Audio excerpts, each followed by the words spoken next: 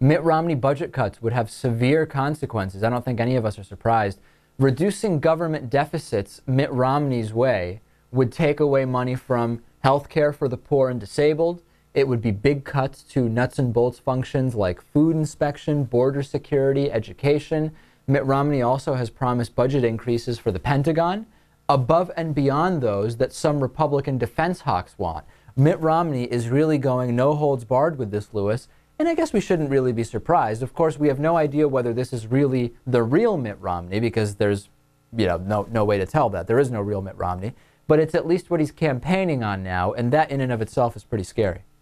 Indeed. There's basically infinite versions of Mitt Romney. It's whatever you believe, he believes, and whatever you don't believe, he does not believe. And he never did, but at one point he did when it made sense for the states, but he would never impose that at the federal level, unless you want him to. In that case he would, but not if you elect him this time, only next time, right? That's basically the policy with Romney. That's Romney in a nutshell. Yeah. So this is proposed broad cuts in government spending, but it's all in a way that is unrealistic. I mean, like Ron Paul, you get reactions from people as if he would really do this. But Natan, I mean, we're seeing no specifics from Romney really, other than these broad strokes. It sounds ridiculous and it is unrealistic, but maybe he just would never do any of this stuff. Maybe it's just campaign fodder.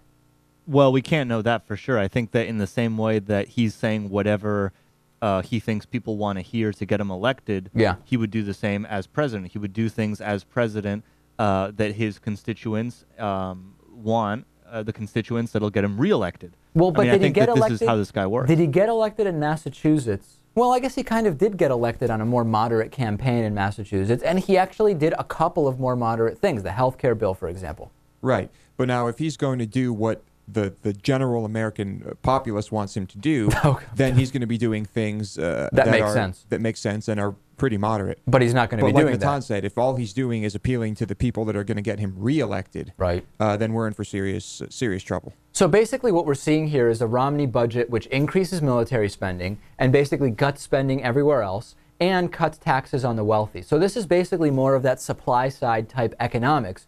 But we've talked countless times, Lewis, how we have a demand problem here, and none of these things that Mitt Romney is proposing are going to increase demand, including cutting taxes on the rich. Because as we know, rich aren't going to just start spending that extra money. They're going to put it away, and we're not going to see any increased demand.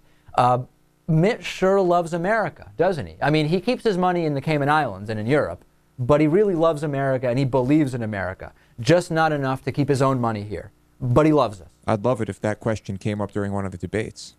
You know the way that the poor are going to have to figure out a way to actually get some help from a potential Republican administration?